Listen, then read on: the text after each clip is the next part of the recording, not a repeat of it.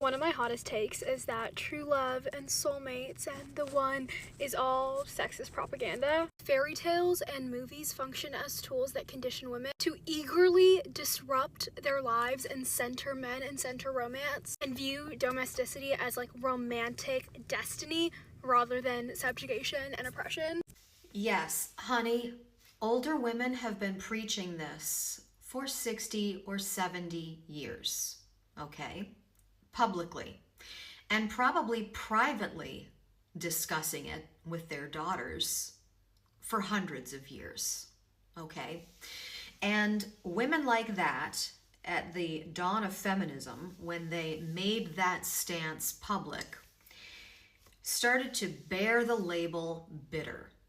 Because in order for the patriarchy to keep indoctrinating the young women into becoming what it wants them to become, they have to discredit and dismiss the wisdom of the older women.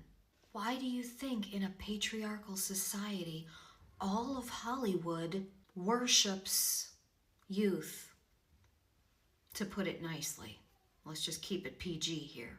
Why do you think the indoctrination across all media is, here, listen to this 18-year-old sing about love? What the fuck does an 18-year-old know about love? I don't want to listen to that. The entire beauty industry, the plastic surgery industry, the whole thing is to convince you that being an older woman is somehow bad. Why? Because the older women know.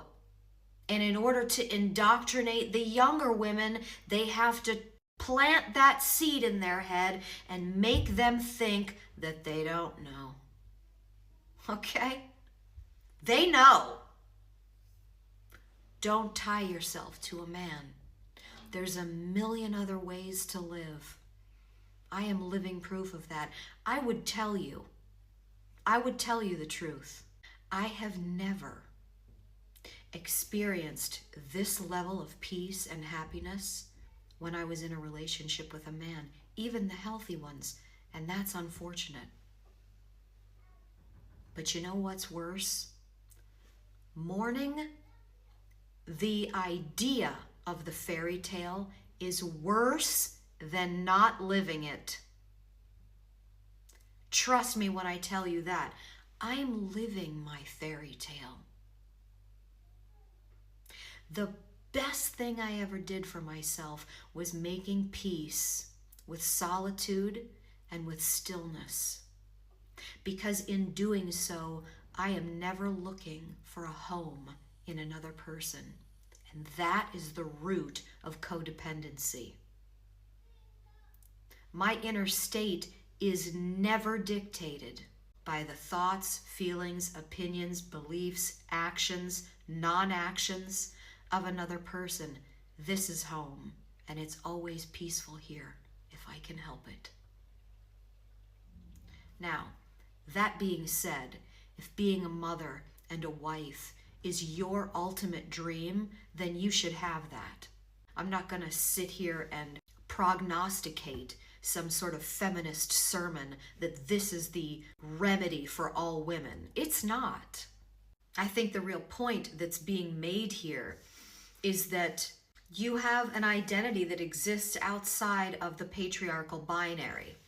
You know, I mean, Freud covered this 100 years ago in the Madonna and the whore complex. It's like one or the other. You either sell it on OnlyFans or you're a trad wife. I'm neither. And I'm not lonely. Right now, I'm traveling alone in Italy. I mean, the timing of this, of me seeing her TikTok is so ironic because yesterday I arrived in Florence and this morning I woke up to the sound of church bells and no itinerary for the week and no one to answer to and no one that I have to appease in any sort of a way. I mean, that's how I live my whole life.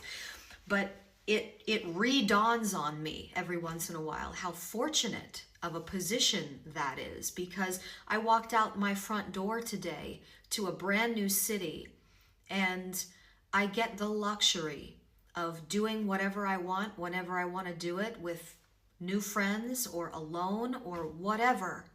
And I say that's a luxury because it really is, when you think about it, to allow yourself to take in your environment and process it in your own time and allow the inner archetypes to reveal themselves, without having your attention pulled in one way or the other.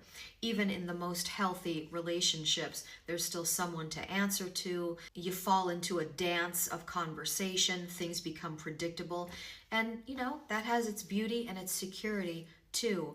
But there is a whole other life for you as a woman that exists outside the binary, and I live that every day. And I've never been happier. There's a sort of melancholy that others project onto you, when they hear that you're traveling alone, or they hear that you're not married, or they see that you're eating alone, whatever it is. And there's not a single ounce of melancholy that lives in me because of that. And I, as your older sister, would certainly just like to add my voice to the choir of women that are so deeply self-fulfilled without even the idea of meeting someone. I'm in Italy, the bone structure capital of the world. I don't care. I love to look at it. I don't want to bring it home. What am I going to do with it after 2 hours are over? This isn't a lecture to be a prude. I certainly am not, and never was one. But the world opens up in such unbelievably obscure and beautiful ways when you put to bed permanently the man in your head. Most women are so blindly unaware of the man that's been in their head every day since they realized that men were looking at them.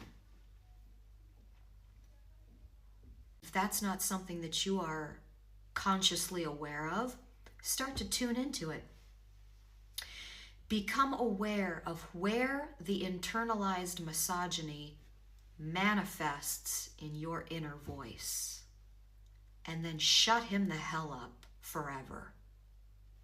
Because life gets a whole hell of a lot better when it's you who's talking and deciding and adventuring. It really doesn't make any difference whether you're 16 or 89 years old watching this video. It's never about age. It's about time and how you spend it. For whatever it's worth. Love ya. Live, baby, live. Don't be afraid. Don't be afraid.